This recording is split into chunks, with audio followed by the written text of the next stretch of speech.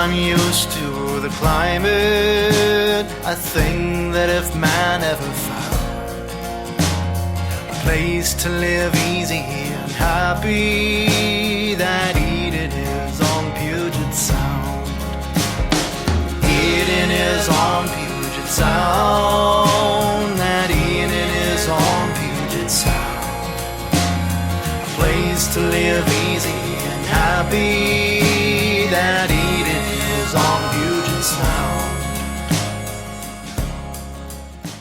Hello and welcome to the Seattle Files. My name is Chris Allen. I'm your host. Every week I get together with a different local comedian, and together we discuss the strange, unusual, interesting, and oftentimes lesser-known aspects of our local history. Joining me today on the program is Clayton Weller. How's it going, Clayton? Hey, Chris. How are you? I'm good, thank you. Thank you so much for joining me on this. Yeah, it's crazy. I'm excited to learn history. History was not what I was good at. Okay. I was like, that was the one subject that I was not amazing at, but I love it when people who are excited about history talk about it, because they're way more interesting than my teachers were. Oh, good. Yeah, Excellent. Yeah. Clayton is a sketch performer here in Seattle. He performs with the group Ubiquitous They. He is also the owner, proprietor, and kind of grand poobah of the Pocket Theater in Greenwood. What's the address of the Pocket? 8312 Greenwood Avenue North. Yeah, it's up on Greenwood Avenue. The website is thepocket.org. It's a small theater up here with a lot of different independent performers doing shows. It's a really great place. I think I performed here 5 times in the last month. Yeah, probably. Something It's like been that, Improv yeah. Month. You've been around. It has been, yeah, it has But been. you also performed sketch here during Improv Month. That's as well. true, yeah. Yeah, you can find more information about that at thepocket.org. Clayton, how long have you lived in the Seattle area? I was in Tacoma from 2004 to 2008, and then I moved up to Seattle right after that. Okay. So, Where are you from originally? Colorado. Oh, yeah, okay. Yeah. Just south of Boulder. That's where people will know. Okay. Yeah. Cool. You moved here with your folks? No, I moved out here for college. Oh, nice. Where'd you go to school? The University of Puget Sound. UPS. They got a beautiful campus down there. Yes. Yeah. It's really pretty. That was one of the reasons I chose it. And it just turned out that they had a really wonderful theater program. So Awesome. it was great. How much do you know about local history? I mean, you've mentioned I know, there was bootlegging. I know that. Yeah. I know that, there was, there's the whole Pioneer Square. There's like an underground area. Basically what I'm revealing is that I know almost nothing. Okay, awesome. Great. And you don't know what we're going to be talking about today, right? I have no idea. Great. Well, let's get started then. Okay, good. Hiram Gill was born August 23rd, 1866 in Watertown, Wisconsin. Often called Hi for short, he was the son of Charles R. Gill, a lawyer and former commander for the Union in the Civil War. Charles went on to serve as Wisconsin's Attorney General. So his dad's the Attorney General of Wisconsin. Okay. Hiram Gill received... I'm pretending I know exactly what that means, but Okay. I have a very vague understanding of what an Attorney General Yeah. is? Yeah, I'm kind of in the same boat. He was in the Army. I know it's not Army related, but he is now a general of something else. Okay, Yes, he was a commander and then he got promoted to General of Law. Yeah, right? That's the normal way. Yeah, that's how it works. Yeah. Hiram Gill received a law degree from the University of Wisconsin in 1889. He moved west and worked as a waiter at restaurants on the Seattle waterfront for a time before getting a position as a stenographer at a law firm, and a few years later started practicing law. Gotcha. This is very similar to the journey that many artists have when they come to Seattle. They work on the waterfront, and then they get an office job instead of doing art. I was a waiter on the waterfront for 5 years, so, Right? but I don't have an office job. So, well, yeah, congratulations, you escaped the spiral of decline that I'm assuming High went into. Yeah. Well, he's doing all right. He's practicing law now. Yeah. He was described by one reporter as having, quote, a pinched triangular face, a nervous twitching mouth, and keen but shifty blue eyes. Again, much like many of the artists. He's probably not wearing a torn t-shirt and it's probably jeans he hasn't washed in 3 months. He listens to the Shins, but he doesn't want to admit that he listens to the Shins. Yeah, kind of guy. Yeah, exactly. It's probably not. Yeah. Yeah. Many of his clients were individuals who ran brothels in the Skid Row district, and he provided them legal aid when they were arrested. Prostitution has never been legal in Washington, but it was tolerated to varying degrees over the years. Yeah. And down south of Yesler Way, there was a lot of prostitution going on for a long, long time. Yeah. In 1898, he began a foray into politics and was elected as a Republican to the Seattle City Council. He was reelected in 1900, defeated in 1902, and elected again in 1904, where he served as council president for 3 years. Okay, so just as a Republican, was this before the the Democratic Party, the current Democratic Party came up? So is that still Lincoln's Republican Party? This is still closer to Lincoln's Republican Party. Okay, yeah. gotcha. Washington was an overwhelmingly Republican country because the Southerners were Democrats, and then everything kind of flipped around, really in the years following this. But yeah, the Southerners were all Democrats and the Northerners were all Republicans because the Democrats were all about states' rights, and the big states' rights was the right to slavery. And so really, it's now just starting to shift around this time, around 1900. Gotcha. They're like, we need to redefine ourselves because slavery is very unpopular right now. Yeah, there's a rebranding and then a bunch of things shift and then it kind of, everything kind of reverses I was just itself. checking in. Oh yeah. Being a lawyer for brothel keepers and a member of the city council was viewed as a conflict of interest by the more pious in Seattle, and he made some enemies during this time, most notably the Reverend Mark Matthews. So making some political enemies. Yeah. Oh yeah. Everyone knows about Mark Matthews. There's a statue of him in Denny Park. Oh, okay. Yeah, he was a big prominent. There's no reason to know about him. I did an episode about him I'm that saying, will be released I know soon. nothing. I'm just gonna occasionally. I'll try and sound smart by being like, "Oh yeah, Mark Matthews, yeah, Mark Matthews, yeah, big, definitely." Big, powerful church leader is the okay. Reverend Mark Gotcha. Matthews. Okay, was, gotcha. In 1910, Gill ran for mayor on an open city platform. There was a push-pull for years about whether prostitution, gambling, and vice should be driven out of Seattle or whether the city should look the other way as long as the vice was contained to the restricted district south of Yesler Way. Proponents of tolerating the illegal behavior were open city advocates, and those who wished to crack down on it were called closed city advocates. So Gill was through and through an open city advocate. Because that was his entire bread and butter. Yeah. That makes sense. Mm-hmm. Yeah. Let people do what they want as long as they're doing it on the south side of town. Who cares? Kind of had this little pocket of Seattle where anything goes. Okay, cool. He said, quote, "What Seattle needs is a mayor who will get a police chief to handle the restricted district, who will back up the chief when the delegations of citizens call and protest, one who will stand by the chief of police, and I am that bird." Wow, he's that bird. He's that bird. That's great. Yeah.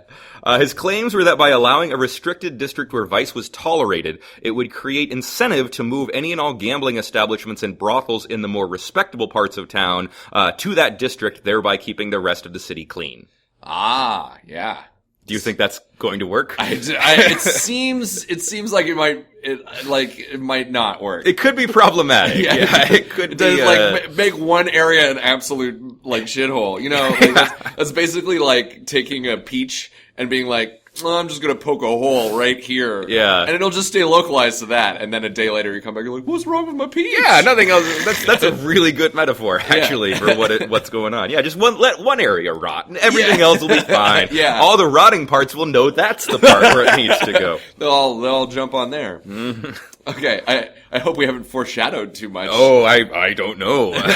He said, quote, "Somewhere in this city, occupying about 1/100% of its area, these unfortunates whose lives are gone will go. They will move out of the resident districts and apartment houses and the hotels of this city, and they will stay out." It was a close race. He was running against a more conservative candidate, William Hickman Moore, to run the city of about 230,000 people.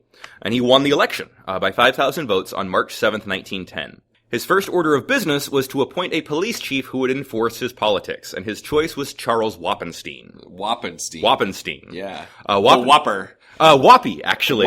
You're very close, yeah. The Whopper, the Whoppy Copper? The Whoppy Copper, yeah. Wappenstein, also known as Whoppy to both his supporters and his foes, was a strange choice. He was a notoriously corrupt former police officer who had been dismissed years earlier as an officer under Chief William Meredith. Meredith was shot and killed by John Considine, who was like a brothel proprietor. If you want to check more about that, check out episode 8. There's a whole episode about Considine and Meredith. Wappenstein was found to be on the take with multiple gambling establishments and brothels in the restricted district. So he's super corrupt. Yeah. Super corrupt. He gets kicked off the police force.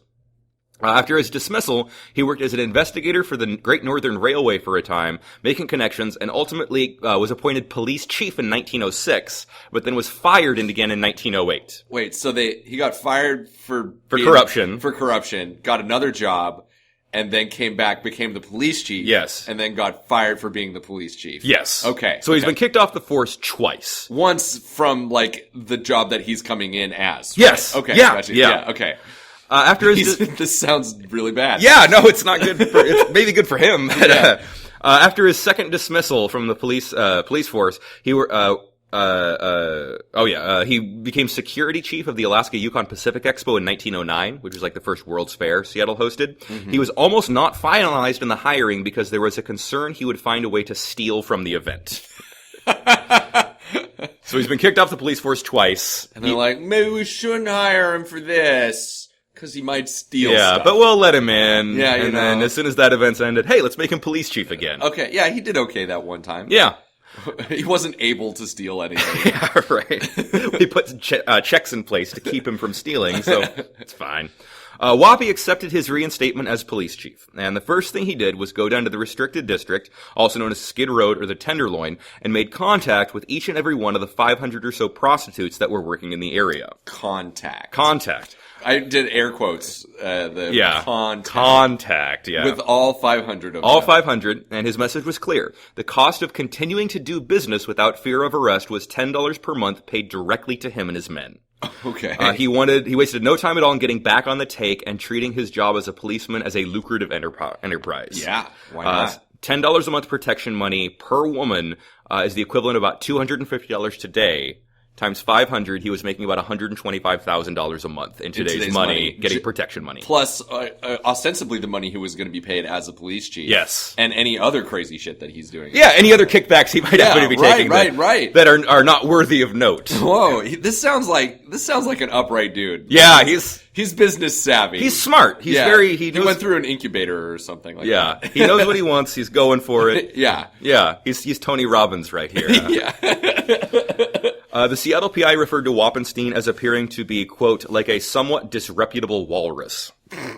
Okay, now I have a visual image of him. Yeah, so big mustache, big guy. Yeah. While Whoppy was taking advantage of his position on the ground, Gill was using the mayor's office for all it was worth. He was accused of collusion with the Seattle Electric Company, receiving kickbacks for political favors. He also bought an interest in the Northern Club, one of the largest gambling halls in Seattle at the time. Mm. So he's super corrupt. Yeah. Everybody's being super corrupt. I'm wondering how you use corruption on an electric company.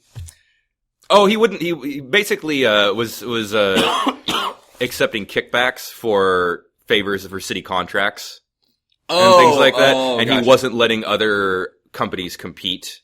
Gotcha. So yeah. there were other companies that were also electric companies at the same time. It's not like now where it's only one company. Yeah. Run by the city. There's a couple. Yeah. So basically he's taking kickbacks for city contracts. Gotcha. So it's like, this area now is built up. They need some electricity. Yeah. Who will provide?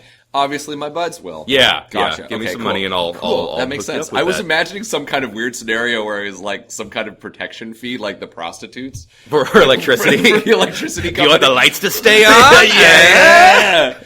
But I mean, that's kind of what the thing is already. Like, do you want your lights to stay on? It really is. They're holding my electricity hostage until, that's how they get you. Yeah. Permitting vice in one area of the city seemed to do nothing to drive it out of the other areas.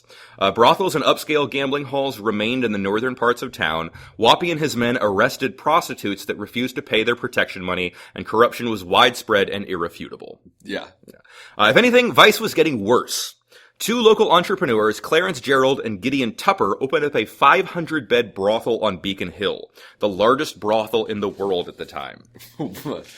Way to go, Seattle. Yeah, right? At least we got something. Yeah. This was the big prostitution boom before the aerospace and the tech booms of it was the first wave. Wave. Yeah. Part of the property they were attempting to develop was a public thoroughfare. So Gill agreed to a 15-year lease on the land to Gerald and Gideon for the erection of this brothel. An observer is quoted as saying, quote, American cities have voted away their streets to gas companies, electric lines, and street railways, but Seattle is the first one that ever granted a franchise to a public thoroughfare for the erection of a brothel.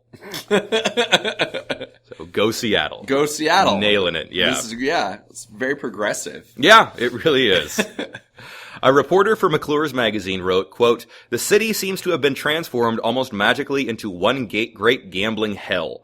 All kinds of games simultaneously started up in full view of the public. Cigar stores and barber shops did a lively business in crap shooting and racetrack gambling, drawing their patronage largely from schoolboys and department store girls. In the back of the billiard rooms, poker games were operating as openly as in a mining town. All over the city, flat joints, payoff stations, and dart shooting galleries were reaping a rapid harvest. At one time, it looked as if the whole of Seattle were going mad over faro, roulette, blackjack, and numerous other forms of entertainment provided to the 30 or 40 gambling places opened up under the administration of Gill."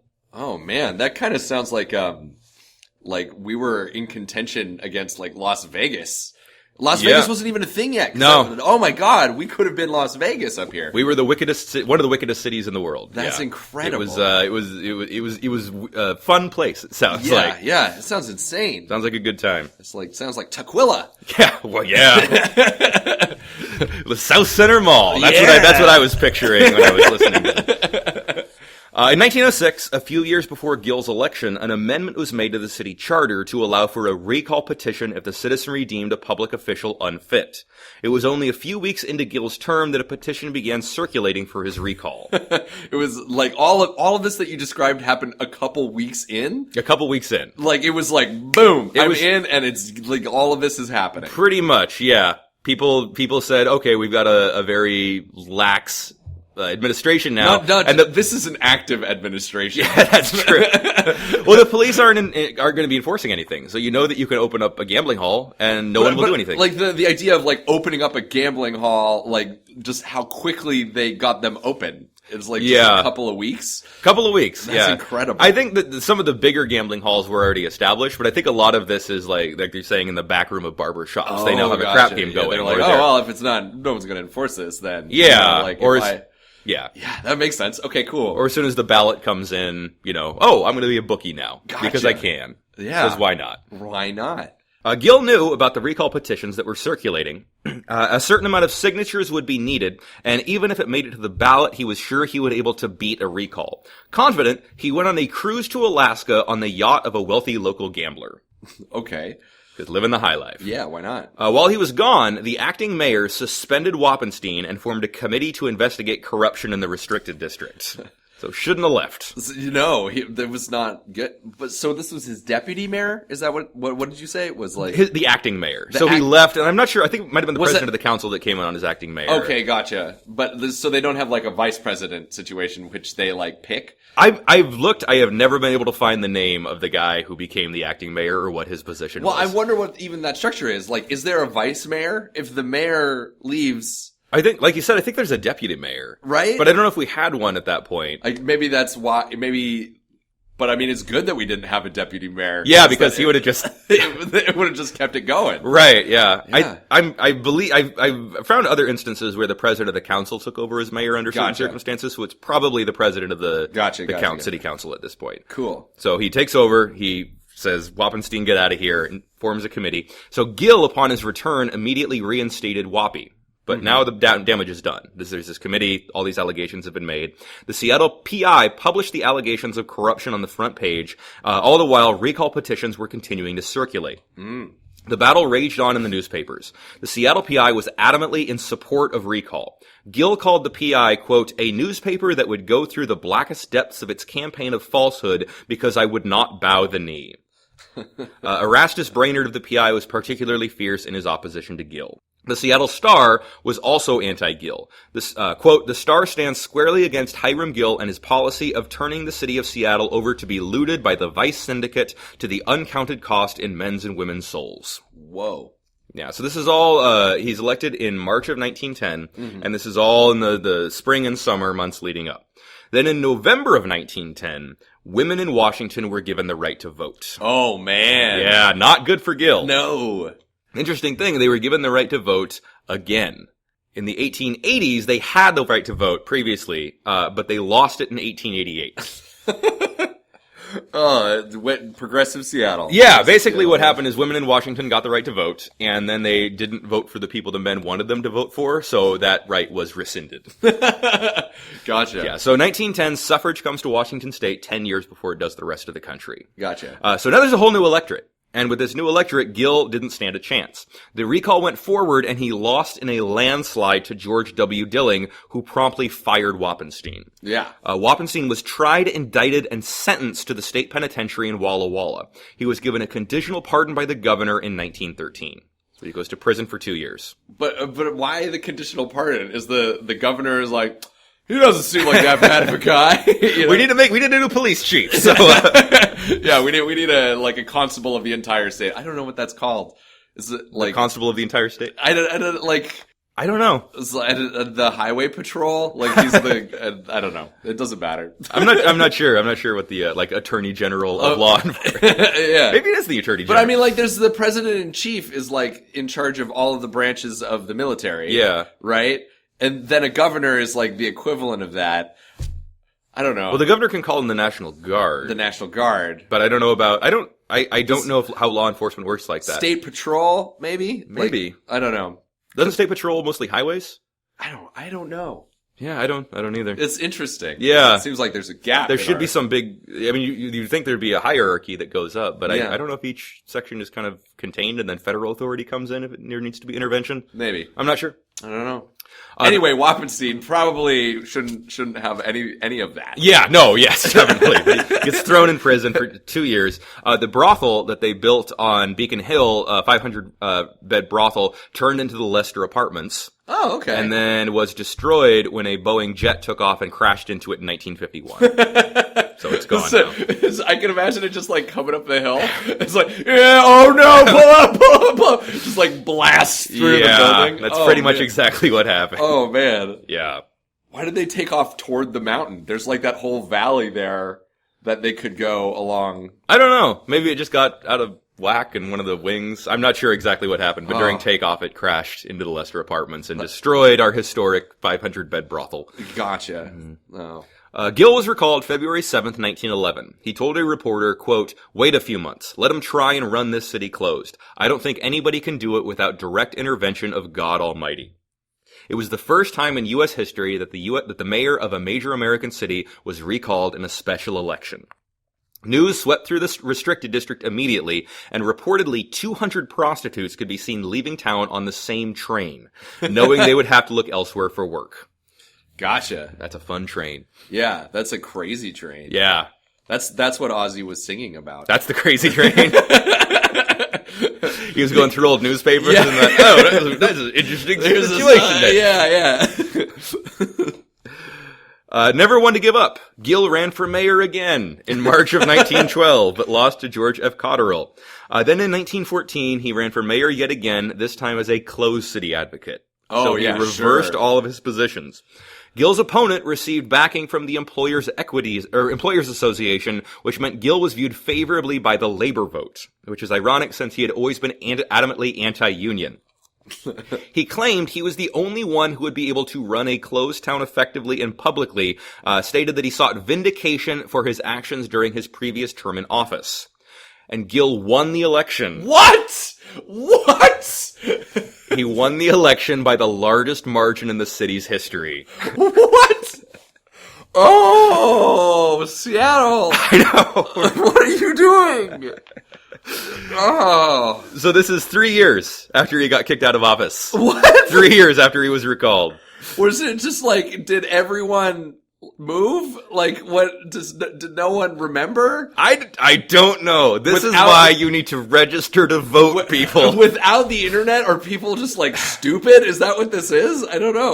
I think it was kind of just the perfect storm that he got kicked out of office, but then they really hated his opponent because, in the 1910s, labor in the United States and especially in Seattle is getting a huge amount of power. Unions are getting a huge amount of power. And because his opponent, he was anti-union, but his opponent was endorsed by the Employers Association, which meant the labor vote and all the unions said vote for Gill because the other guy is going to strip you of your rights. So he wasn't even pro-union, he was just not anti-union. Right. Okay. He was not as anti-union as the other guy he was running against. Yeah. Oh man. And I could see someone like Gill really taking advantage of union organization as well. You know, he's like, Yeah. hey you guys, you want a little na-na-na? And then you get all the contracts, they're like, yes we do. Yeah.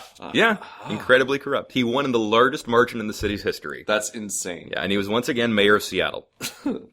He posed for publicity photos where he smashed barrels of whiskey in illegal saloons and appointed his old political rival, Judge Austin E. Griffiths, as chief of police.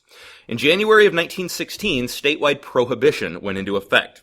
He ran again for mayor in March and was once again elected. Okay. So he's reelected again. 2 terms. 2 terms, yeah. 2.5 terms. Right. 2 contiguous terms. Yes. Publicly, he was conservative and lawful enforcer of prohibition, but behind closed doors, he was up to his old tricks. Gotcha. Shocking, I know. Yeah. Okay. So this is like one of the seeds of like the whole kind of like prohibition, like bootlegging thing. Yeah. Okay. Yeah. I see where this is going. I like this story. This is a good story, Cool. Chris. Thank you. In 1917, he was put on trial for accepting police protection money from bootleggers. Okay. The restricted district was operating as wild as it had during the days of his first term, and he was looking the other way. All right. The Seattle Star reported, quote, "It is a moral certainty that police graft went on to a greater or lesser degree during the operations of the bootleggers syndicate and a number of little bootleggers. Gill, the individual, may have been innocent. Gill, the official, however, cannot escape punishment." Oh. It got so bad that the U.S. Army declared the entire city of Seattle to be off limits to soldiers serving at Camp Lewis in Pierce County. Just can't go there. No soldiers can come here because it's such a fucked up city. Yeah, it will ruin you as a soldier. Mm-hmm. Oh, you will have so much fun in Seattle. Yeah, you will go AWOL, and all you'll want to do. You're like, oh, there's all this bootlegging and prostituting going on. Yeah, I'm not going back to run drills for another 2 years. Impeachment and recall petitions circulated once again, but never made it to ballot. He was disbarred from practicing law for unethical solicitation of illegal work while he's still mayor. Okay. So he's still mayor, and he gets kicked disbarred. him out of being mayor. Haven't gotten kicked out, but he's kicked out of practicing law. Okay.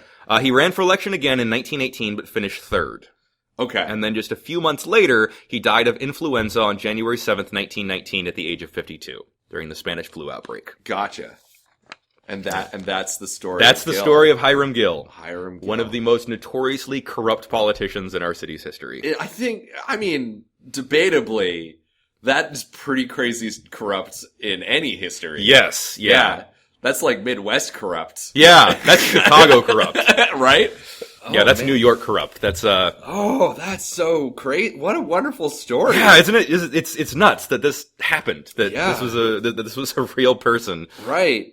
Insanely corrupt. I like that you're bringing up like election stuff right now with all the crazy election buzz that's going on. Oh man, the election stuff that's going on right now. So like, how did you like stumble across this story? What's your research process for finding these things? I go through a lot of old newspapers and I read a lot of books about local history. Do you do microfilm at the library? No. Like, you're like sitting there in those like little things? The great thing is, so I have a lot of books on local history. My favorite book on local history is Skid Road by Murray Morgan. Okay. And that's where I got a lot of this information. That talks a lot about Hiram Gill. But all newspaper archives up to from between like 1834 and 1926, I believe, are digitized and available online. Really? And for the Seattle Times and all the other newspapers are in different archives, and you need subscriptions for them. But through the Seattle Public Library website, you can access them for free as long as you have a library card. Gotcha. And they're searchable,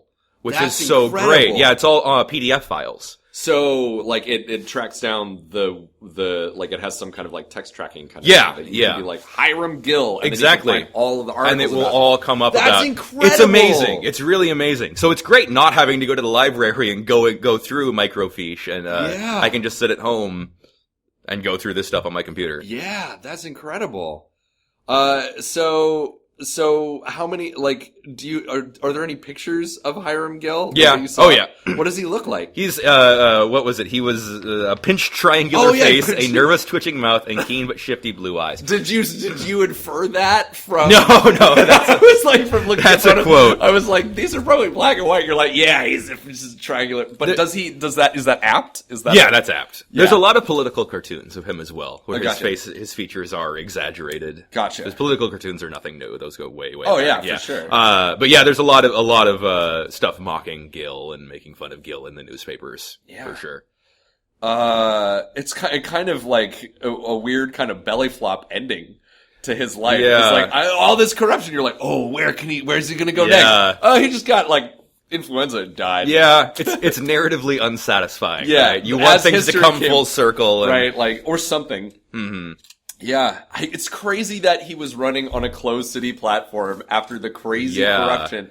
And only 3 years later? 3 years later, and he won in the largest, he was the first mayor of a major American city to be recalled in a special election, and then 3 years later he was reelected in the largest margin of any mayoral race in the city's history. I mean, maybe that means that you should, like, if you're a politician, is you should have some crazy, like, bad policy that you're spouting just to be like, listen to this guy.